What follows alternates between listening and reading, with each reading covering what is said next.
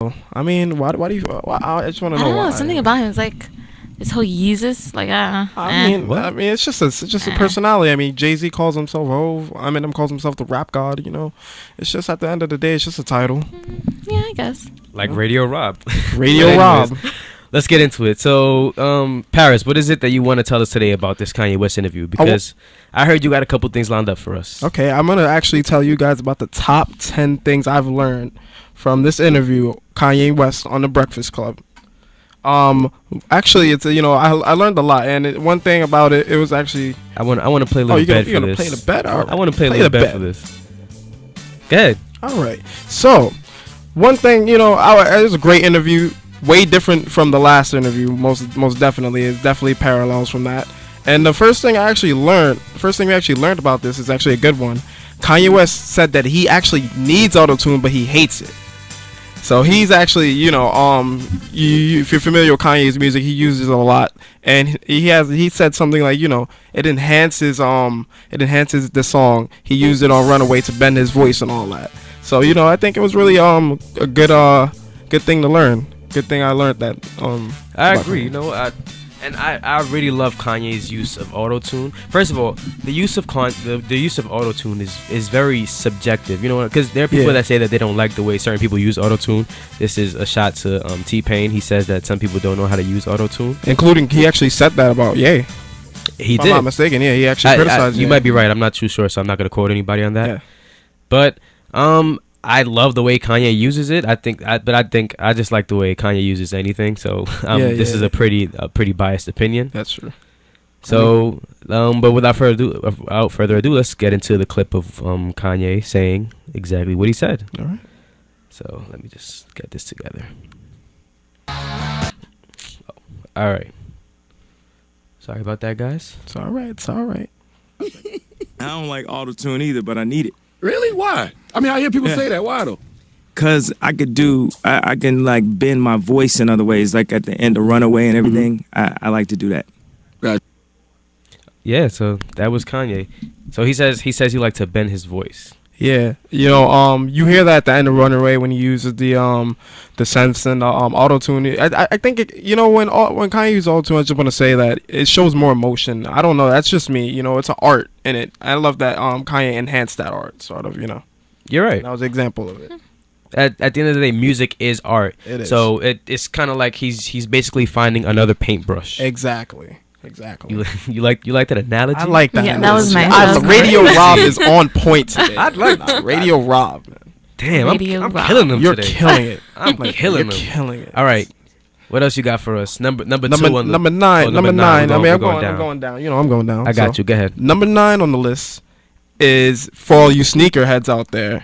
We found out that you can actually ball better in the Adidas Yeezys than the Nike Yeezys. He said it helps him out because he has bad Achilles problems because of his performance, and that the boosts are actually way more better of a gym sneaker. Way better gym sneaker than the Nike sneakers are. All right, so let's play that clip. All right. All out in the other sneakers. This one, I don't think I could play basketball. You actually can play basketball on this one better than the other ones. It's been, because first of all, it's got Boost, which is the best technology. And I'm not just saying that contractually with Adidas. I'm saying that for someone who goes to the gym. So there it is. There it is. Once you again, have it. So that kind of, I don't play ball, but for all you that play ball in there, shout out to Terrence in the back. Shout out to I don't know if he's still there, but Sean's there. This is the sneaker for you. So go cop. It's $350. It dropped. I don't play ball, so I wouldn't be using them for a basketball sneaker. And also, I'm paying $350. I would not be using these sneakers to play basketball and mess them up. That's why I was like, I saw I think it was Derrick Rose. He was bowling in the Yeezys at one point. I saw a picture of it the other day. I'm like, why would you bowl in Yeezys? I don't understand that. Like, those are prestigious sneakers. You know what I saw over the weekend? What'd you see over the weekend? Somebody had on a pair of Yeezys in the snow. What? See, like, why did you pay all that money? And you know what his caption was? What was his caption? He was like, "Oh well." Oh well. Oh well. Yeah. That's all your money. I guess trying to get money's worth. I don't know. Some people, then again, some people do like when sneakers are damaged. I heard that. Nah. Yeah, it's It a might style. be like the theme too. Like, you know, when you buy something so expensive, you're like, no, I have to wear it. I have to wear it. But So, that's not me. I would never, even if it's raining, I'm not wearing my nice sneakers outside. That's why it's always boots most majority of the time. So Nah, I can't do it. I can't. What's next, Paris? Next on the list, number 8. This is actually really funny. I like this list, by the way. It's really coming together. Thank you very much, Radio Rob. Thank you very much. You blessed me. All right. Well, number 8 is actually very, very interesting. It's very funny to me, and may not be funny to you, some of you out there listening, but Kanye actually never heard the Beck album that he criticized and ranted about at the Grammys. He's never heard Morning Phase. We found out he never heard Morning Phase. Wait, so he just went up there and he was like, Beyonce deserves the award exactly, because he loves Beyonce so much. Yo, Kanye is the biggest bee in the beehive, son. So let me tell you about Kanye is the biggest bee stand, son. So let me tell you a little background into that. Him and Taylor are actually at a dinner together, and it's ironic because the situation with that. All of a sudden, they play the album Morning Phase, and Kanye's listening to it. Maybe he says actually they probably played it on purpose, but he heard it and he's like, he really likes it. Like, he actually really liked it. So so I have a question: is he gonna apologize now? Should we be expecting an apology? Oh man, that's actually the answer to that is actually in the it's in the video too. So actually, without further ado, let's just get into the clip. All right, let's get into that clip. All right. Yeah, I was like, man. So you hadn't even heard it when you did the Grammy? I was like, rant? man, this is like kind of good. I ain't even gonna lie. So you hadn't even heard the Beck album when you did the rant? Nah, I hadn't even heard it, man. You do that all the time, Sean. You do that all the time. You say somebody. So yeah, there it is. And to answer your question, he actually he had got his number, but in his words, he keeps forgetting to call. I mean, that's subjective, you don't know. They actually was like, no, Kanye, you had all that time. So. No. You're gonna say Kanye had all that time, meanwhile last week was National Kanye Week? That is true. That is true. So I don't know if he really has all that time. He could really be telling the truth. Yeah, it's open to interpretation. A lot of people are gonna criticize him. I will say that Taylor Swift should have made him call back. Should have made him right call then back. Right then and there at that would have been funny. That would have been really funny. I would have been actually hilarious. It's really funny. Kanye, I think you need to call him right now. I have it on speed dial. You made up with me. You need to make up with him right now. Imagine if Taylor's like, imagine if she's with Kanye on that whole Beck thing. Like, what if they were like, agreed? You were right. That would be funny. That would be hilarious, actually. But what's next? That bleeds into my next topic on the list. My next thing I learned. We learned that finally Kanye said his reason for always defending Beyonce. And there are a lot of memes out there that say, why is Kanye always out for Beyonce, or why can't my man be like Kanye to Beyonce, or why is Kanye always defending Beyonce and not Kim during the recent problems with Amber Rose. So then you get that in this interview, and he's stating, basically, Beyonce is a hardworking artist, and that that needs to be respected. And that's why he's always jumping for Beyonce, because he believes in her. She's actually one of his many inspirations. So he says that in the clip. Well, let's hear it from the horse's mouth. I think Beyonce is a great representation of an artist working hard and trying her best and getting the results from it. So say Beyonce's previous album wasn't as well received as his new album, and she got low, like I got low on my new album, and delivered something that everybody loved. And if you in America, if we have to respect greatness when we see it, and we can't smack it in the face at the cost of some vote splitting, at the cost of like blowing. Sorry, I had to cut that clip a little early because he was about to go into something. But yes, so there Kanye, it is. I mean, Kanye really loves Beyonce, but it's a respect. It's a respect thing, because he probably sees Beyonce as one of the most powerful artists of our generation, and I would have to agree with him on that. So I definitely. Beyonce is one of the only artists that can drop an album without any promotion in the middle of the night and be the highest selling album of that week, and for it to make as much money if it did without any promotion. I don't know. What do you guys think? I agree. I agree. Obviously, I mean, you have to agree because she did that's what happened. That's honestly what happened. But the proof is in the pudding. Yeah, but Roberto, just a side note, I don't know. Like, I just want to say this very briefly. Like, I don't know. I think this is becoming a new thing where, like, a lot of powerful artists in our generation, such as Drake, did it a couple last week, as you saw, broke numbers, most streamed artists, and then also I don't know, like maybe somebody like a Kendrick Lamar or Frank Ocean could also sorry about that, also break those numbers too. I feel like that's becoming a great thing for sales, and that's becoming the new medium, you know. That's debatable whether if Kendrick or Frank can do it, because I don't think Frank has released as much, you know. I don't think he has enough of a following to do what Beyonce did, what Beyonce and Drake has done. Maybe toward the urban audience, maybe more likely. But he will definitely not put up Beyonce and Drake. No. But I mean, there'll be great numbers though. You can't. You gotta agree with that. In my opinion. I agree, but I don't think it wouldn't stand up to Beyonce numbers. But let's get into the next. All right. Your next number part. 6 is Kanye's actually Kanye envisions North Shape and also defends his wife and why she shouldn't be chastised for sharing her body to the public. She recently did the shoot for what magazine was that again? If you remember. Which one was it? Wasn't it Love magazine? Yeah, I think so. Or it was Paper. Yeah, paper. It was Paper. She first did. Yeah, it. And then she did another one just now that had the Prada. Yeah, lots of people actually caught feelings off that. I actually explained that in my radio show, Trifecta Live, last semester. Here he says, you know, he's gonna do his best to fight for that shape of body to be portrayed in a positive way, and that for that to be the new skinny cheek model body. And he says that there's a good chance that North could actually have the same body that Kim will have when she grows up. Let's listen to Kanye. You know, way to look. You know, my daughter has a chance of being shaped like my wife. So until she, between this age and to the age where she's like that, I'm going to be fighting for that shape to be considered the highest of class. Or not. So there it is. Definitely has strong thoughts about his daughter and how she's going to grow up, you know. You know what? And I agree, because there's such this social perception of what a body should look like. And I do think Kim is breaking the mold as far as, you know, Kim and Kanye are helping to break that mold, because, and we saw that in his fashion show this past week.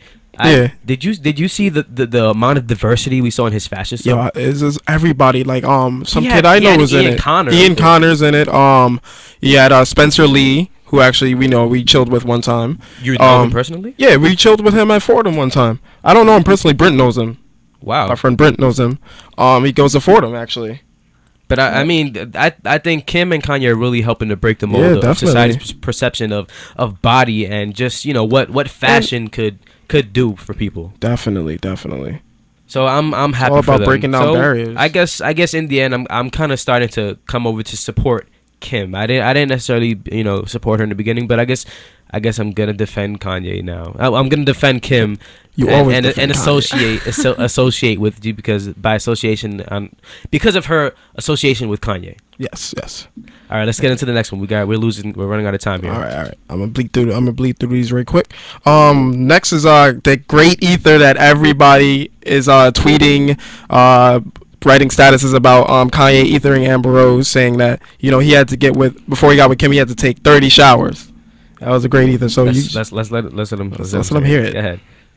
30 showers before I got with Kim, you know. Oh man, see, like, what do you say to that? Like, I mean, what did you say? He was joking. He was obviously, he was calling her dirty. You know what? He was calling her dirty. You know what I heard on the radio this morning? What did you hear on the radio? I was listening to Spanish radio. I was listening to El Vacilón de la Mañana. Right? You gotta love Roberto for doing that. On Mega 97.9. But anyway, I had to do it.